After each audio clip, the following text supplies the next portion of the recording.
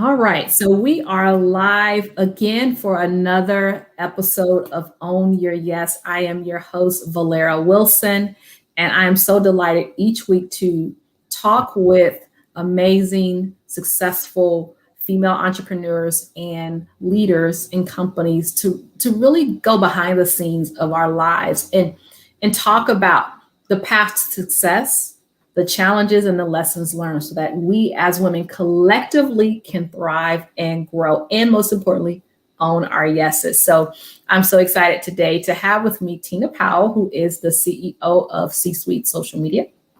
And I am going to let her introduce herself. But we're today talking about something that's really important that I've seen so much in my own life, the lives of so many others, and that is fighting the comparison trap.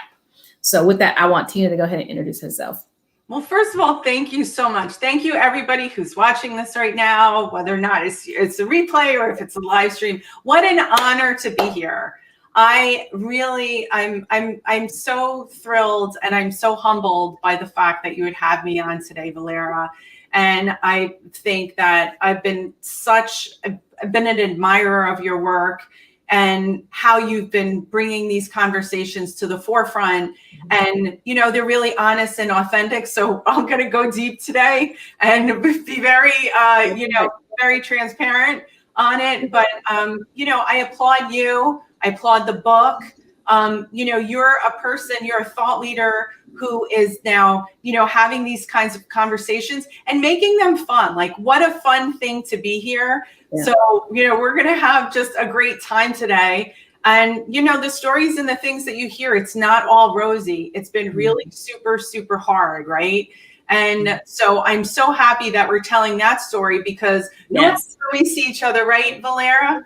We're talking about the highlight reel, right?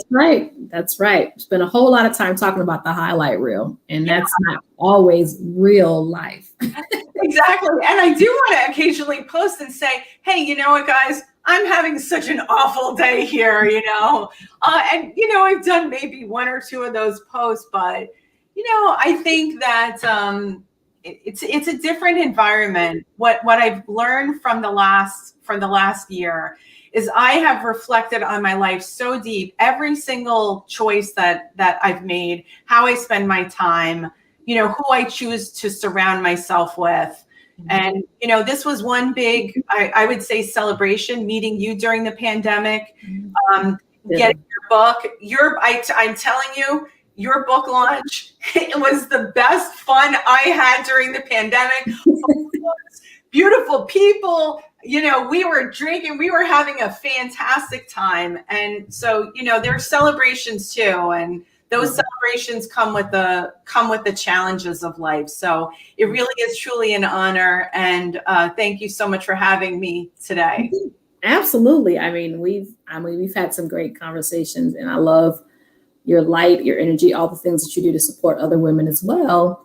And I've been a guest on your podcast, so I'm glad that I now get to have you on my show too, to share your perspective. Tell us people kind of what you do. What do you do currently? Sure. So I'm in the financial services industry, and the thing that I want, the big thing about me being in the financial services industry is that it's a second career for me, right? I'm 54 years old. And then I came to the financial services industry purely by accident in my 40s, right? Before my 40s, my father suffered a massive stroke. And at the time, he had been divorced from my mother for 30 something years. He was remarried, then divorced again. And my father had issues. I love him dearly. He really felt his loss enormously. But he had some problems, right? He died without financial planning at all.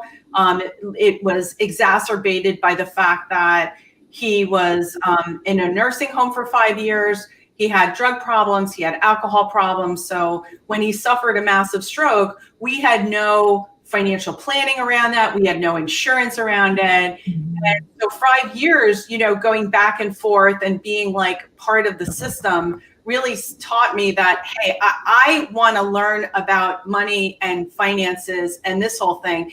And before that, I've always had a background in marketing and in business, right? Did my undergrads in business. I have a master's from NYU in graphic communications management technology. I taught integrated marketing, taught C-suite leadership, but there is a big piece missing in this theme of, oh my God, what about this money thing? It's hard to understand. I don't have enough of it.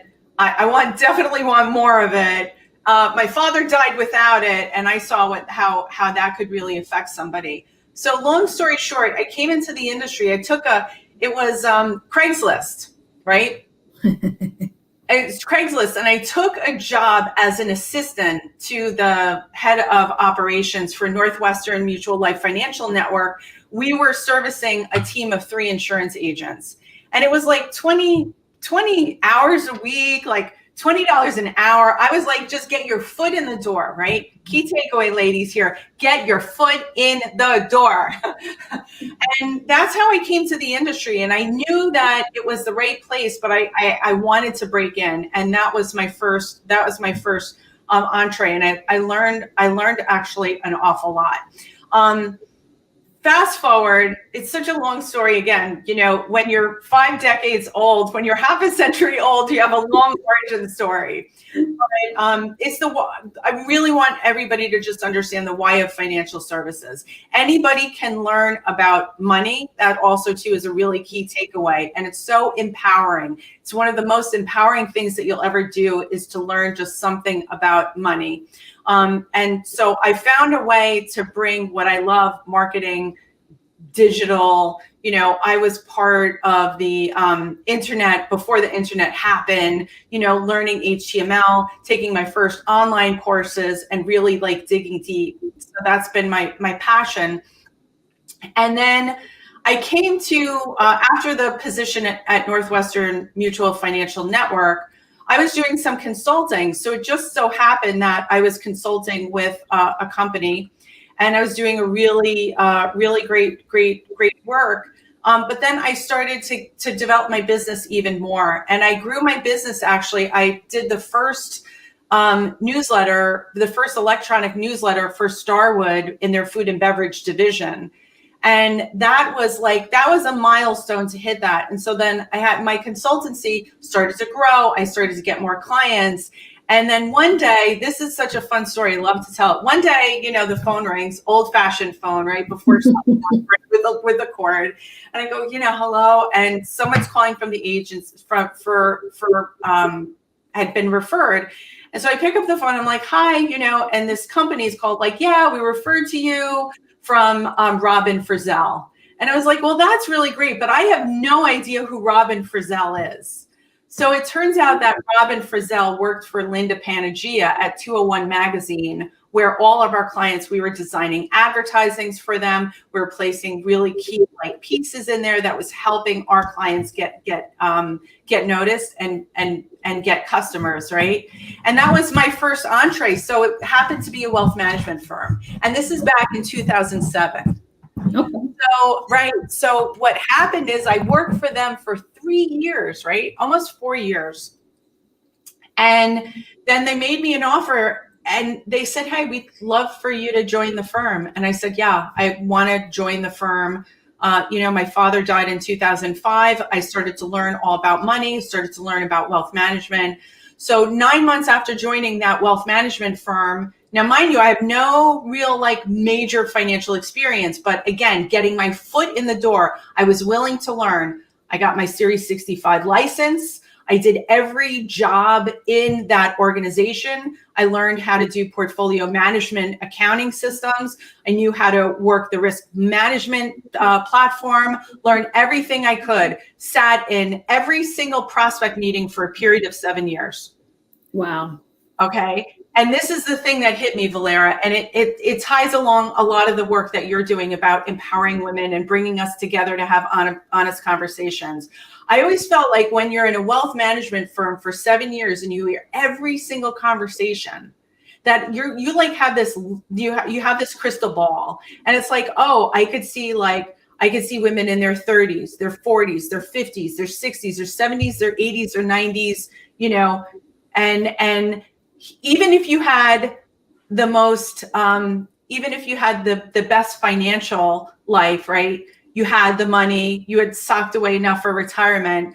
There's so many other issues that come along with money. There's a responsibility. And just because you have money doesn't mean your life is okay. You know, some parts of your life are okay. And we agree that, yeah, it's better to have money. I think, you know, Oprah said it like, yeah, I'd rather have the problems. I'd rather have money than not have money. You know, because it's the means to an end for you to be able to provide, live the way you like, be charitable. So back to the story, and sorry that it's all over the place here, but I joined the wealth management firm in 2010. I became a partner 9 months later. I stayed there for almost 8 years because we positioned the firm for sale. That firm was acquired. I took the equity stake that I had from that liquidity event, and I started the consultancy that I'm in right now, C-Suite Social Media. Got it. Yeah. So those are some defining moments. I mean, oh, go ahead. Yeah, it's a defining moment because here I was, Valera. I was like, okay, you did it, right? Goal achieved. You know, you sell the firm, you know, marketing was poisoning the firm for brand recognition, awareness. We had over a dozen conversations with prospective buyers, and we were acquired by an A+ firm, right? Got a great package, but then it's like, okay, what's next? Yeah. You know, what was next? And I knew that I still wanted to stay in the industry, and I wanted to help women, and I wanted to still do the type of work that I was doing and do it for more people. So I have this thing called the Oprah effect. At least that's what's like kind of given it a name.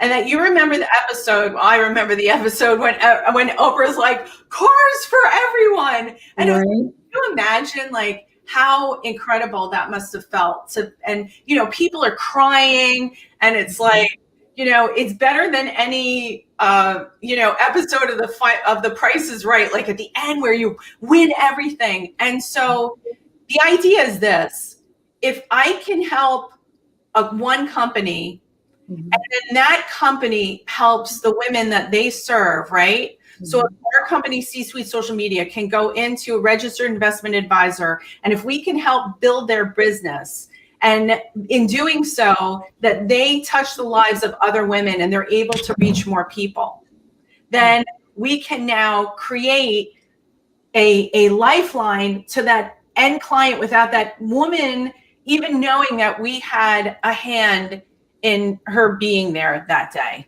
Wow. And I mean, you bring up a good point. It goes back to purpose and really doing something, not just that just makes money, but that really is purposeful. And I definitely believe in that. And kind of let's unpack this process that you've had to go through.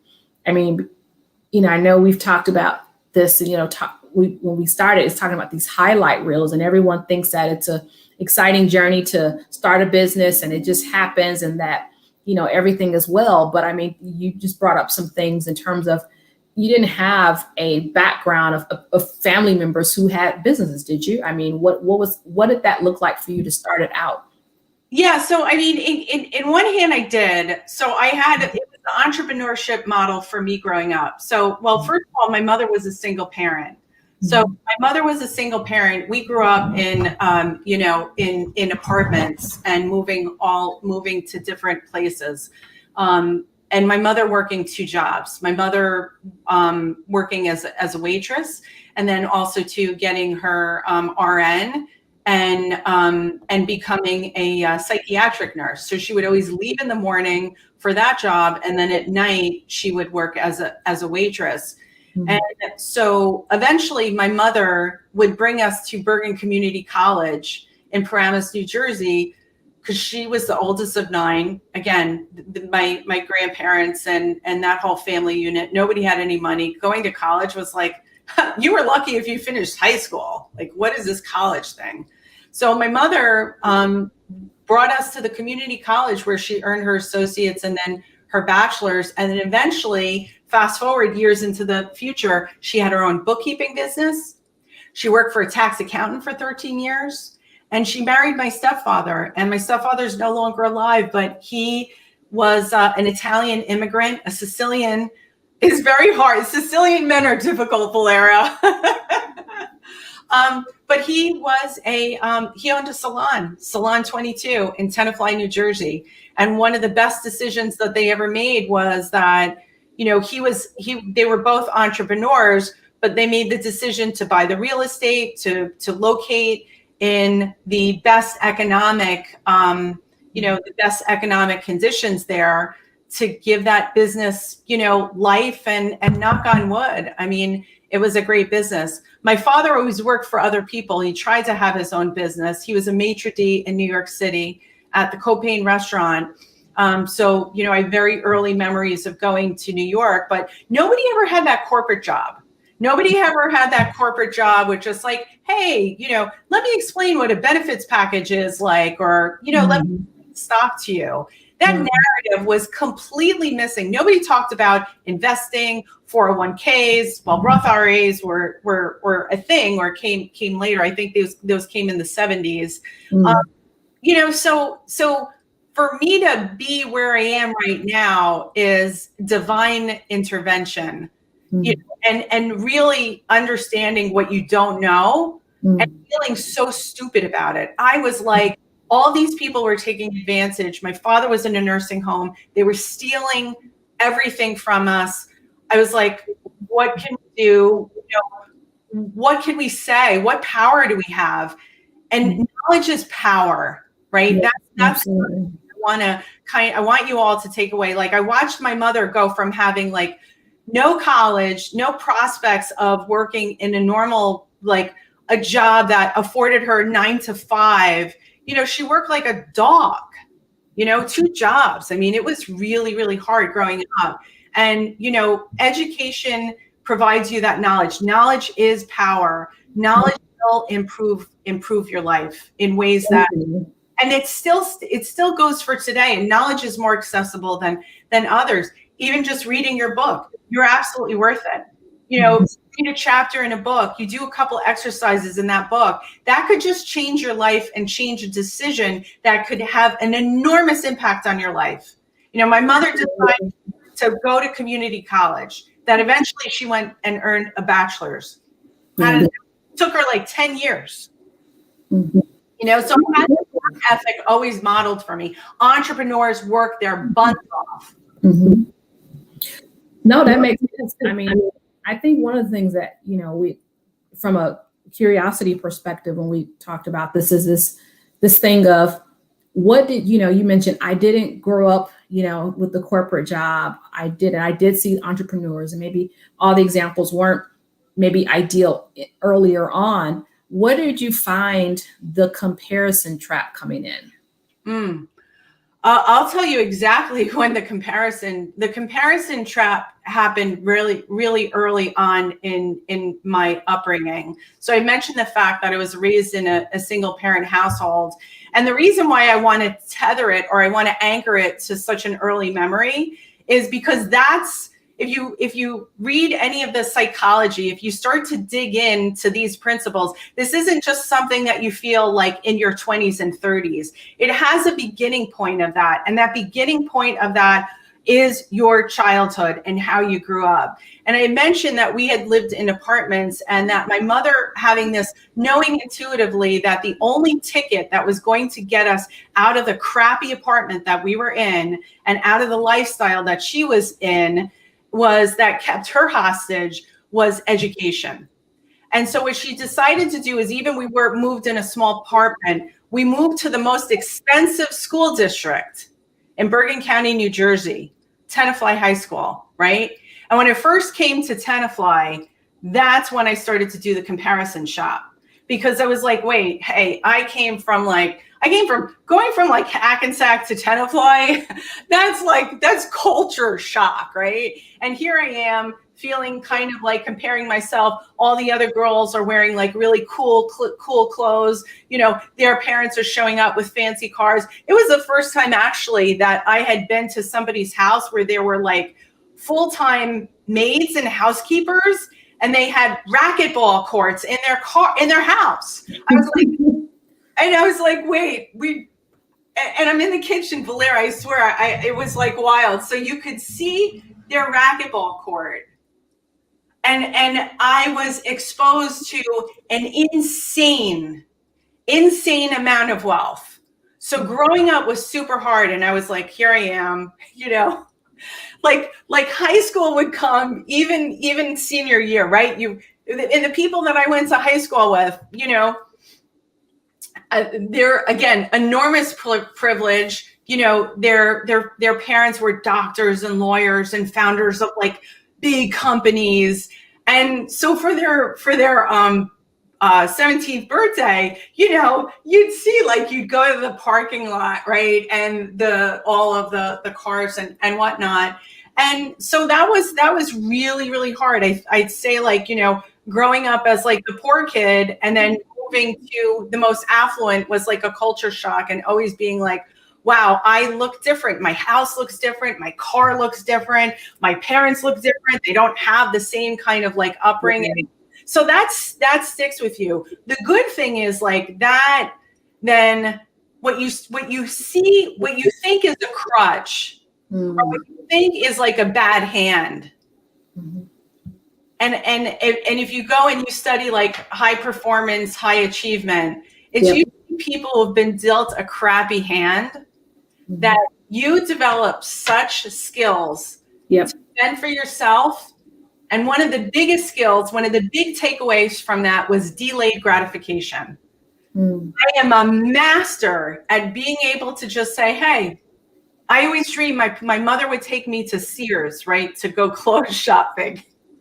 And I remember looking at the business clothes, and then, looking at the career stuff for women. And I always knew, like, I'm going to wear those clothes someday. I'm going to get college educated like my mother, right?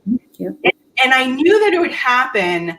And I just delayed gratification, and I could live on the scrappiest of budgets. Right now, being an entrepreneur, being a founder of a startup company that's 4 years old, that not only doubled but then tripled in coronavirus, with I had savings in the bank, no PP loan necessary. And I know how to live on a scrappy budget. I know how to run a great P&L. And now I'm here, and still that comparison. I was going to ask you, where does that show up? Right. It shows up again, right? It shows up again. So the agency is almost 4 years old. And I'll tell you when it showed up big time. September 2019, right before coronavirus. Coronavirus was like March of 2020. It was like around my birthday, and it was kind of feeling like, your birthdays, you do a lot of reflection. And then I get a call from this headhunter, right? And so this recruiter has this like unbelievable opportunity. And I spoke to Mark about it, and my fiance, and he's like, oh my God, that. And I was like, yeah. And so and at the time, like, business was good, but it wasn't great. And I had doubts whether or not that I was going to make it, oh, I'm a different age. That person's younger, prettier, knows more, has been in the industry for longer. She's been here, and it's usually like a woman. It's normally like a female. And I started to really get down on myself. And so this recruiter called, and he like sucked me in. It was like, he put the bait out, and it was like, and I like chomped on it. And so I went on 7 interviews, right? Got really far up there. The chairman, the CEO, the chief administrative officer, the chief operations officer, and everybody's like, they're blowing sunshine, right? Oh, yes. Oh, Valera. Oh, yes. And I started to get like, hooked in. And then it was the meeting with the chairman, when I saw how enormous wealth, by the way, and I'm in Central Park, and I'm in a high, overlooking Central Park. Yep. And then I'll never forget it. Someone, his servant there brought him coffee and breakfast, and she put it down, and she looked like, even the outfit that she was wearing looked like it was from something like 30 or 40 years ago. He didn't say thank you.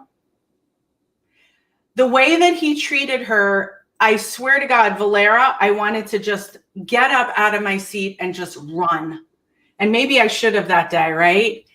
And it disgusted me. It left such a pit in my, here I am, like I'm looking at this thing happening right before my eyes. And I'm like, did he just do that? She left like coffee, breakfast. Here she is like doting over him, everything. And so there's a point to this story with the comparison trap, right? Comparison trap makes you feel less than. Then what happens is you start to lose your focus on the things that are important, and other shiny objects start to grab your attention, and you grab for it. One of the things I'm telling you is you're going to be aware that these are going to happen. So I grabbed for it, right? Shiny object syndrome, comparison trap. And after that day, I said, nope. I called the recruiter. I said, Rob, I'm out. And he goes, what do you mean, Tina? He goes, you've gotten further than anybody there. You've met with this person, even went to the Harvard Club and met with the VC guy. Like, that's how serious. And they're like, who is this? Like, no, you're not kidding. I said, Rob, I'm out. I'm done. Okay. So that's what happens in the comparison trap. And you have to go inside to really then think about, you get your validation from the inside. And that's what I did. I went inside and I said, you know what? I don't care if I was paid $5 million. You could not pay me to watch the sickness, to be part of that culture of abuse and just against everything that I believed in to my core. It made the hair on the back of my neck stand up. That was unbelievable. So then what happened? So then I doubled down. I said, you know what? I'm getting focused. The singularity of focus. When you start to go internal, start to journal, you start to do things, you start rituals that bring you inward. And you talk about this in your book, Valera. You talk about the fact journaling and writing things down. And that's a big takeaway. Imposter syndrome, ladies, it's going to happen. Valera, it still happens. I could easily say, wow, here. And, hey, I'm on Valera. Valera has a book, right? Valera, you've accomplished a lot. I don't have a book, right? But let me go back to something you said. You said comparison makes you take your eyes off of what's important. Comparison makes you look at the thing that you don't have, and pretty much, and you start to belittle or discredit what you do have, and look at the other thing as the thing to have.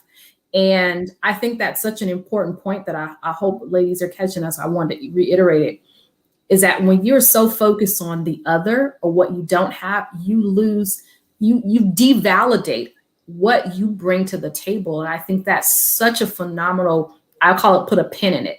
Put a pin in that. But then you said something else earlier. You said, what we think might be our disadvantages. And I talk about that in the book, is actually it creates that scrappiness that we might need to have in order to move forward. And you're right. A lot of people that didn't grow up with wealth do phenomenally well because, obviously, and people that did grow up with wealth do, but because of what they didn't have, and they realize, I've got to fight for this thing. I've got to push for this thing. And so I think those are some really, really, really incredible points that you have made on this topic. And we're getting ready to wrap up, but I want you to just maybe share, if you were to, and you've been kind of dropping these nuggets throughout, if you were to tell women two things to walk away with about comparing themselves and moving forward, and validating themselves, what would you say to them, to the women that are watching? Yeah. So number one, it's naturally going to happen. I think that it's just part of our core being, right? I think sports does this a lot, right? We grow up looking at sports and stuff, and naturally we can compare people, but not everybody was a Michael Jordan. And if you watch that series, actually, The Last Dance, right? Michael Jordan didn't do it on his own. So, that comparison is built in us, like society builds that. So it's naturally going to happen. So number one, ladies, is it's naturally going to happen because we're human, and this is how we've been conditioned from the earliest of times, by the way. It's not just like anything new. Number two, catch yourself doing it. The biggest way that you can overcome, this comparison is by being aware of catching yourself that, I'm doing that again. Oh, geez. Like, I mean, can you think of all of the emerging artists, right? Like Dua Lipa. Did Dua Lipa say, oh, wow, I mean, I'm not a Lady Gaga. Imagine that kind of self-talk. So that self-talk is going to be there. Catch yourself doing it. And number three, and it goes right to what Valeria was saying, right? All the excess, but the key word there was gratitude. The key word that Valeria just said was gratitude. Literally write down. And that's how I started to, escape it, right? Again, every now and then it comes in. And anytime that it comes in, it's because I've kind of stepped away from what my normal routine would be, right? My normal routine, going to Orange Theory, meditating, journal, reading, and putting a fortress around your mind. It takes work to do that, right? So, writing things down and what you're grateful for, and it's one of the reasons why I'm so, like, everybody's like, oh, you're so happy. I'm not always so happy. I'm happy on social media, right? There's plenty of times that I'm unhappy too. I don't if you want to see them, talk to me, text me. I'll make sure that I FaceTime you during those moments. But because I'm so grateful, that's where I'm so happy. My life could have been completely different. Yeah. I know so many people that are not alive right now. I know so many people that even in high school with all of the money, I am truly, truly grateful just to breathe life and air and wake up, and that, try taking care of your father for 5 years in a wheelchair. Yeah. Right. I'm very much grateful for everything, including being, everyone here listening, your book, being part of your squad, Valera. Yes, absolutely. And I love it that you ended on that word grateful, because it's so true. That is major, is to take a moment to be thankful for what you do have and where you are. And I posted something on Twitter a couple of days ago that reminded me of this. And I said, sometimes we're not exhausted, or we're not tired because we're busy. We're tired because we're busy trying to run someone else's race. That is one of the most exhausting things and exercises that we could ever take on. So ladies, I encourage you, everything that Tina has just said, take moments to be grateful. Don't try to run someone else's race. I promise you're going to be drained and exhausted in the process. So thank you so much, Tina, for joining us today and sharing with us the nuggets of life that you have learned. And I am grateful for you, for your laughter, your joy, your just knowing you has been a tremendous opportunity and carrot and bright moment in my life. So thank you so much. Ladies, for those of you that are watching, make sure that you join us again next Thursday here live at your lunchtime break at 12 noon Eastern for another discussion of Own Your Yes. Thank you so much again. Thank you so much. You are welcome.